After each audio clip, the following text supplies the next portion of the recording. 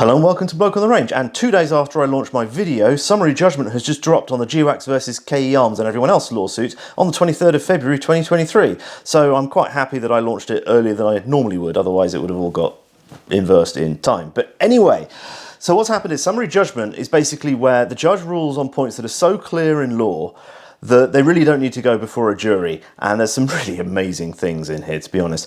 I read the stuff so you don't have to, and I'm sure that Runkle of the Bailey is going to be doing a deep dive on this from a lawyer's perspective. I'm not a lawyer.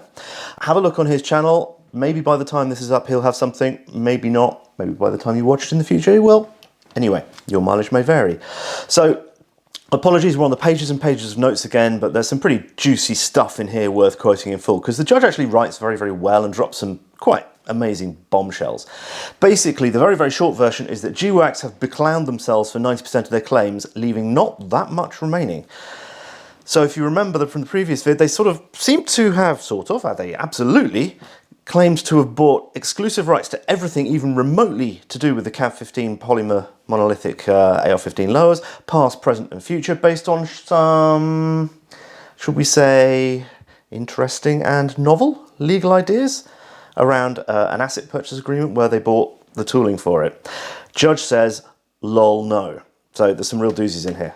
Hang on to your seats. So if you haven't watched the earlier video, it's linked in the description, but there's a bit of a TLDR version here because you need to understand certain points of what's going on. Otherwise, what I say after when I go through the judgment isn't going to make an awful lot of sense. So it's this KP15 monolithic polymer lower used in the what would Stoner do, and available as a standalone product. And InRange TV, Brownells and KE wanted to use the GWACS CAV15 for the What Was Stoner Do 2020 project, having used it in their Build Your Own What Was Stoner Do project in 2017, and they entered into discussions with them under non-disclosure agreement, NDA. So after a while, GWACS basically ghosted everybody, stopped responding to any of the people involved here and to normal customers. They posted publicly that they'd had to vacate their premises, and the company was listed as terminated by the Oklahoma Secretary of State. So as far as anyone concerned, they were an ex-company. They had ceased to exist, they were pining for the fjords and pushing up the daisies. So KE moves forward on their own new polymer lower based on their flared magwell KE15 aluminium billet receiver. And despite not actually existing, GWACS sent a cease and desist letter to both KE and Brownells once the project was announced. So GWACS was then reactivated once they'd been told they didn't even exist, with funding from their long-term angel investor, anti-gun activist Reid Oppenheimer, who'd been with them since 2011. But we're not going to go into him here. So by this point he decided and stated under deposition that he wasn't going to be funding any more AR-15 production. I mean, it's a bit of a hot topic now. There's a kind of anti-gun fetish around specifically AR-15s as opposed to any other functionally identical type of firearm. But anyway, GWACS then starts suing everyone involved, including KE, Russell Fagan, who'd sold them the tooling, his company SST, short for Sinistral Shooting Technologies, Brownells, Sean Nealon, who'd originally developed the CAV15 in the first place, but wasn't actually involved in any of this. And as for the tooling, this had been sold by Nealon to Russell, who'd worked at CAV back in the day. Russell had actually worked for GWACS, sort of promoting their product on the CAV15. So the suit was based on some pretty novel and exciting legal reasoning, which is mostly suffering from the problem of being utter bollocks. So the wildest of the claims related to supposed trademark, trade dress and copyright infringement, and they were just dropped in the middle of the road. And what was remaining prior to summary judgment was breach of non-disclosure agreement, including use of intellectual property that they couldn't actually identify, breach of trade secrets, both commercial and technical, breach of contract, misappropriation of this intellectual property they couldn't identify, and breach of the covenant of good faith. They threw a lot of mud at the wall here.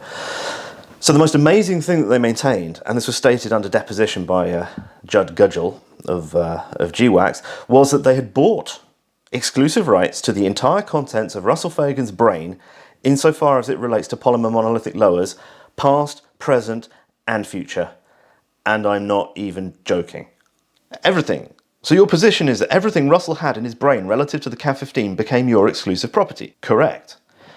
And everything that Russell had in his brain relative to the development of polymer, was that your property as well, as it relates to the CAV15? So you believe that any developments that he ever had now and into the indefinite future on things or modifications or derivatives of the CAV15 or it's anything with a polymer lower are the property of? Absolutely. Object to form. Sorry. Absolutely. Until you say you qualified it with or polymer lowers anything to do with the CAV15 and derivatives of the CAV15. Absolutely. And it's your position that anything that Russell ever came up with relative to the CAV15 after the closing date is the property, is the trade secret information of Armory. Is that correct? And the work done with us? Yes. So if he didn't work on it with you, then it's not your property? Well, it's our property. Anything that he sold us, all the IP. Also, as noted above, they tried to bind Sean Nealon, who'd never signed anything with them, for supposedly having misappropriated their IP for having retained and sold on some CAD files. Okay. So KE and Fagan countersued due to the cease and desist letter having impacted their business. And if you really want the full gory details, because I'm missing an awful lot out here, please watch the earlier video. It's 40 minutes of your life you won't get back, but I think I speak slow enough that if you put it on 2 times, you'll only lose 20 minutes. But anyway, key point to bear in mind is that there are no patents in play, there's no registered designs. Nealon was very, very open about the CAV15 design and manufacturing back in the day, because the market full of fuds who were skeptical of polymer. And there's a fundamental point of law that anything that has been released to the public, for instance by selling a CAV15 receiver, can't be a trade secret, can't be proprietary, that is public domain. Anyway, that's that out of the way. So, key points of the NDA were they excluded information which, at the time of disclosure, was already in possession of the receiving party. It's a very boilerplate NDA. So that would include anything that Russell knows, is independently made available to the receiving party by a third party not bound directly or indirectly by a non-disclosure obligation to the disclosing party. So this would be anything that was already out in the wild, even if it wasn't out in a product, is in the public domain. Again, the receivers are out in the wild, or is independently developed by the receiving party without reference to proprietary information received from the disclosing party. Okay, so this would cover. Anyway, I think that's quite an obvious point. So this also recognised that the parties may offer competing products on the marketplace. Okay, so take a breather. That is the background. So if we take the interesting parts from the decision in order, and it's actually not that long, it's only about 40 pages. So the first thing is that Nealon was dismissed as a defendant, and there's some legal wrangling over the means of this, whether it was with prejudice or without prejudice to refiling and so on. But frankly, there's zero case for him to answer because he wasn't a signatory to any of this, and in fact GWACS wanted to dismiss him earlier, but with prejudice to refiling, but there was disagreement on the modalities of this. But this has now been decided. Nealon is out and doesn't get costs back because his costs weren't being borne personally, but that's by the by. So we move on to some more juicy stuff. And the judge dismisses the intellectual property pretensions quite deliciously. So I'm going to quote this. There's just one little snip in the middle, but otherwise this is word for word. This is brilliant, okay? GWACS repeatedly claims that defendants misappropriated its intellectual property, but GWACS must establish it disclosed information to defendants that was actually intellectual property, scare quotes in the original, as that term is currently commonly understood. GWACS purchased certain assets from SST, Fagan's company, and these assets included design files or drawings related to the CAV15. However, GWACS could purchase rights to the assets only as good as the rights possessed by SST, and SST did not have any patents or other type of exclusive intellectual property rights to the property being sold. Nealon admits that he freely shared information about the manufacture and design of the CAV15 with customers and on the internet, and the agreement between Cavalry and SST does not suggest that either of these parties believed that SST was purchasing any intellectual property that was protected by a patent or what was considered intellectual property under state or federal law. GWACS complains that Fagan and SST may have committed fraud by falsely representing that SST had exclusive rights to certain property before GWACS and SST entered an asset purchase agreement in November 2011. This has nothing to do with the existence of intellectual property rights now or at the time the asset purchase agreement was executed, and there is no evidence suggesting that Fagan represented that SST was selling GWACS a patent or other protected intellectual property rights. The court will not refer to the CAV15 receiver in any of its forms or materials related to the CAV15 receiver as intellectual property. Information about GWACS's financial condition is also not intellectual property, although this information may be protected as a trade secret or as proprietary information disclosed pursuant to an NDA. Due to GWACS's failure to identify any intellectual property in its possession, KE and Fagan are entitled to summary judgment on plaintiff's claim for misappropriation of intellectual property. Basically, they have beclowned themselves, and Jack the Aviator was in comments under Runkle's videos basically making all sorts of interesting claims about Fagan having sold the intellectual property and then gone on to make his own receiver and stuff. But anyway, they have beclowned themselves on the intellectual property front. Judge says there isn't any, as is quite obvious to anyone who has the slightest clue about intellectual property. You can't magic it out of thin air. The other point is you have a chain of custody issue. So if there had been intellectual property, Neelan would have had to assign it to Fagan when Fagan bought the tooling, and then Fagan would have had to explicitly assign it to GWACS. And none of this happened. If I were GWACS's lawyers, I would be consulting my professional indemnity insurance right now, because this could get spicy. Anyway, back at the plot. We now move on to trade secrets, and the judge notes that, again, the key point that there's no patent or patent applications in play, and I'm sticking very close to the wording of the judgment here because why reinvent the wheel? So trade secrets are primarily intended to prevent industrial espionage, and, quote, the public at large remains free to discover and exploit the trade secret through reverse engineering of products in the public domain or by independent creation, end quote. So under the Defend Trade Secrets Act, the acquisition of a trade secret by improper means does not include reverse engineering or independent derivation, which is expressly permitted by the law. The defendants have produced evidence showing that GWACS provided its customers photographs of the interior of the CAF-15 receiver, extensive information as to ways to modify the receiver. So this is sort of user modifications that were then promoted by GWACS back in the day on their Facebook page. Product specifications and measurements, and the composition of the polymer, which was actually the industry standard anyway, and derivable from buying a CAF-15 and analysing it. But anyway, GWACS also posted a video on YouTube and disclosed to customers features of the proposed Mark III and Mark IV receivers. And then the judge continues by noting that evidence shows that GWACS generally failed to maintain secrecy over the design composition and features of the Mark I and Mark II that were available for purchase by the general public.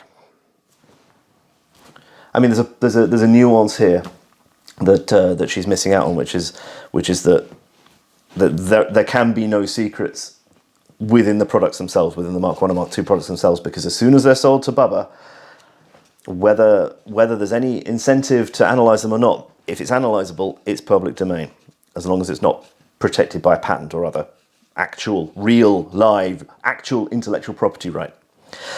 So GWACS also freely disclosed photographs, design specifications, and information about the composition of these products with anyone who requested the information, and it appears that GWACS had no policy of maintaining secrecy over this information. And this is the key point with trade secrets, is you have to actually make effort to maintain the secret. You can't just provide the information to anyone who asks and then just say, oh, but don't like stick it on the internet. That doesn't count.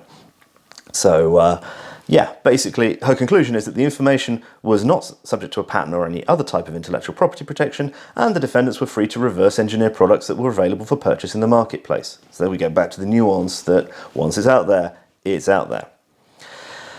Whew. So she throws them a bit of a bone, though, by noting that she finds that there's a genuine dispute as to whether information about the design, manufacture, or features of the Mark III and Mark IV were trade secrets. She says there's no evidence suggesting that the defendants were aware of GWACS's disclosure of the features of the Mark III and the Mark IV, and the defendants learned of these features pursuant to the investment packet that was disclosed under an NDA. So a reasonable jury could find that information related to the manufacture and design of the Mark III and Mark IV qualifies as a trade secret under state or federal law.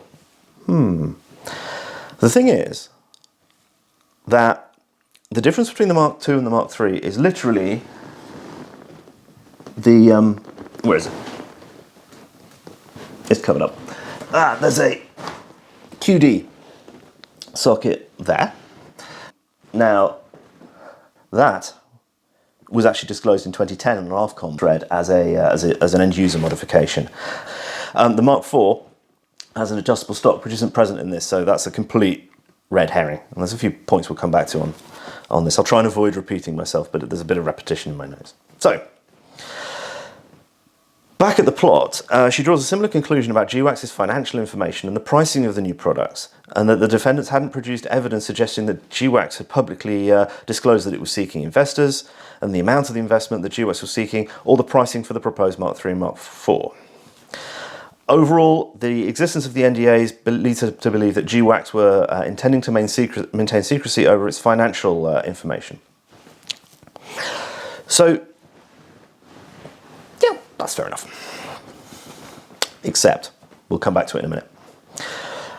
She then goes back to some specific Mark III and Mark IV questions, noting that the evidence shows that KEA developed a competing product after it learned that GWACS was currently unable to produce more of its existing products or fully develop the Mark III and Mark IV for production and distribution.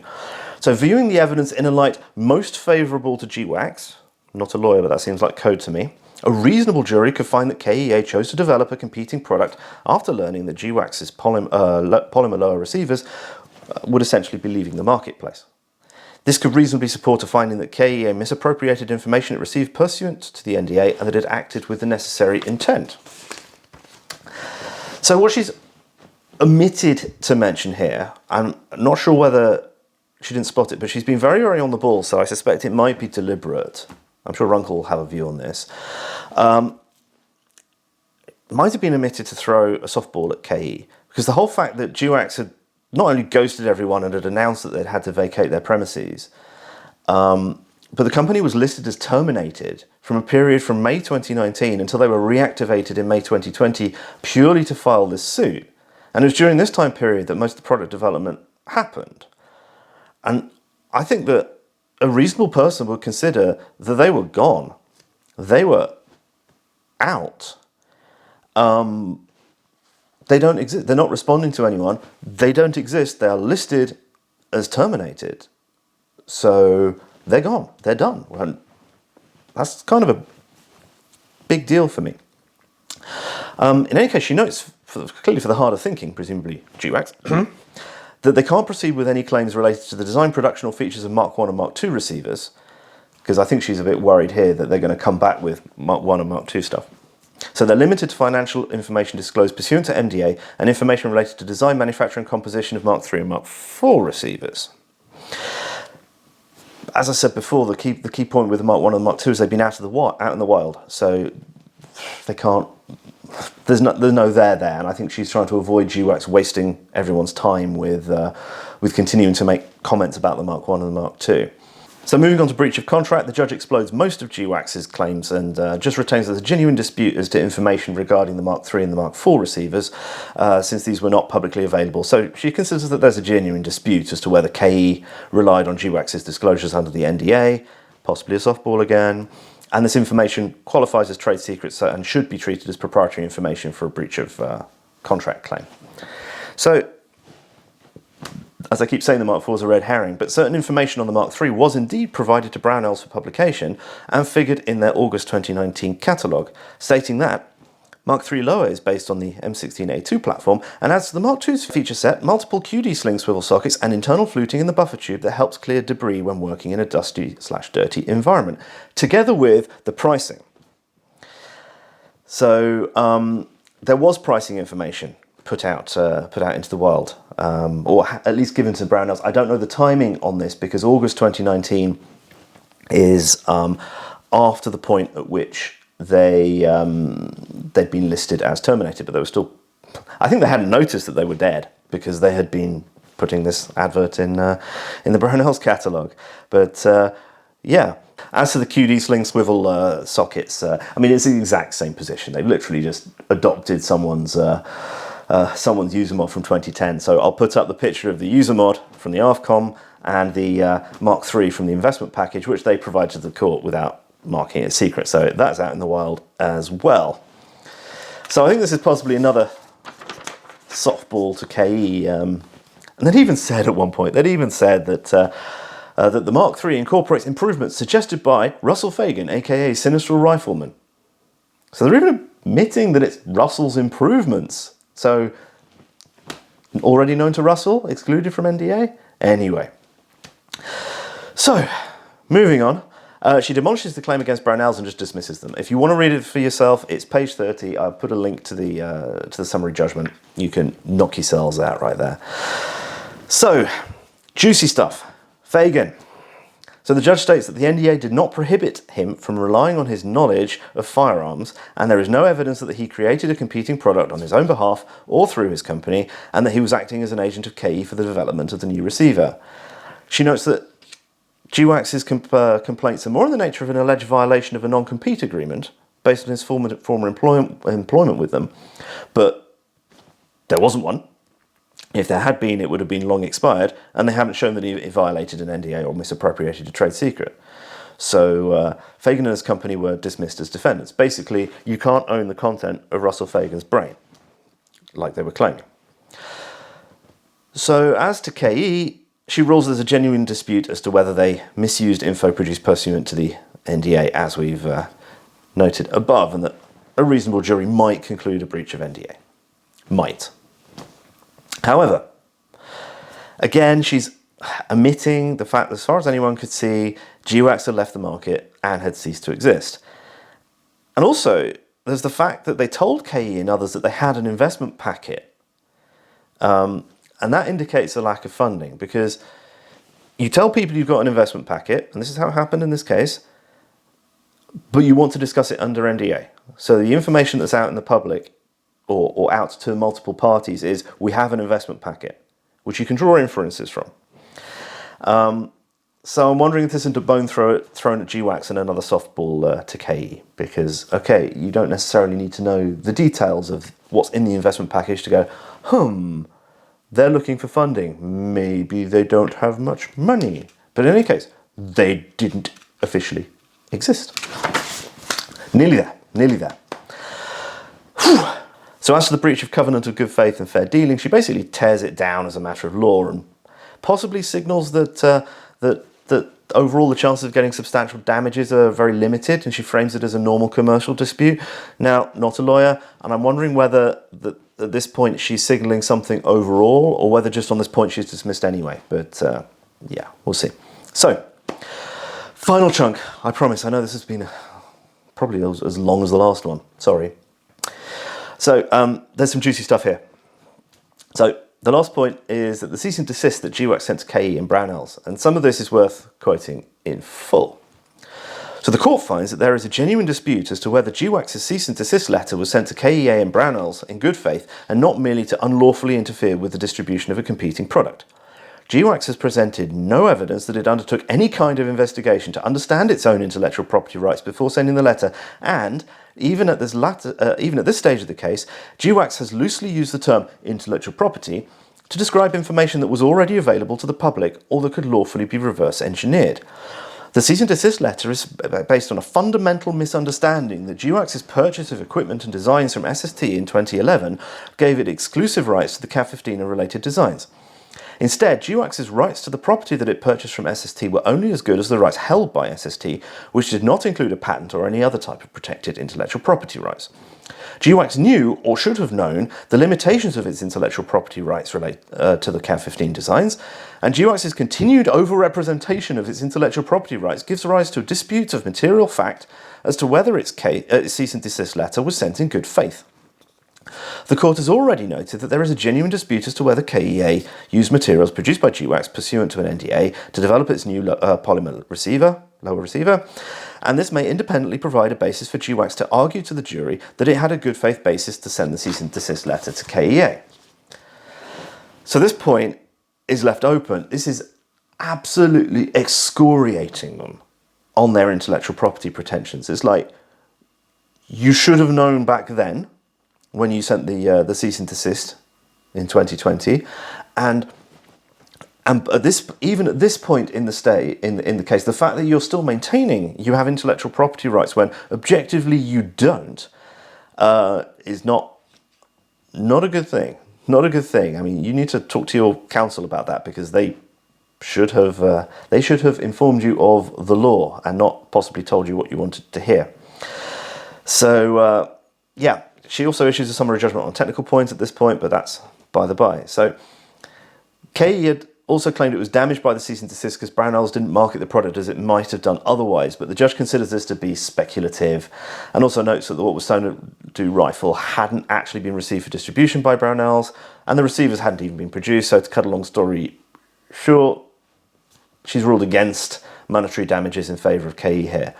But I'm wondering if there's not bones being thrown. So we've got a bit of tit for tat in two directions. So we've got, it's possible that KE did exploit some information in the NDA, but also it's an open question as to whether the cease and desist letter actually damaged KE or not. So yeah, and this a bit of tit for tat. So what's important here is that the dates have been pushed back. So the next steps are a pre-trial settlement conference on the 3rd of March 2023. So I'm going to get this out before that. It is currently Wednesday and that is Friday. And I'm wondering if this tit for tat isn't to try and just say, you've got something possible, you've got something possible, why don't you call it quits? If no settlement is reached, pre-trial conference is on the 5th of April 2023 and trial on the 17th of April 2023 if it doesn't get settled and doesn't get pushed back. So that was a lot of effort, that was a lot of stuff. If you survived this far, very well done. Sorry, I find this stuff interesting, and I love our uncle's deep dives, and I love him going through like producing the receipts and going through everything. I think what I'm doing here is a bit different, is presenting it more to a sort of lay audience from a more engineering-ish perspective, perhaps. And yeah, anyway, that is now done. And if there's any more useful stuff, there are some memes that can be made. Have a look on Sinister Rifleman's Facebook page. There's some serious memeage going on over this. Interesting point is that there's some similarities here to last year. Some crypto bros bought a rare Dune book and thought that the rights, they bought rights with it when they just bought a book. And there's certain parallels here that GWACS buys some tooling and thinks they bought all the rights to everything to do with the CAV-15 past, present and future, including the contents of Russell Phagan's brain. Anyway, we're done here. Thank you so much for watching. Thank you so much to Patreon and Utreon supporters who keep this rickety barge afloat. And yeah, onwards and upwards. See you again sometime. Bye.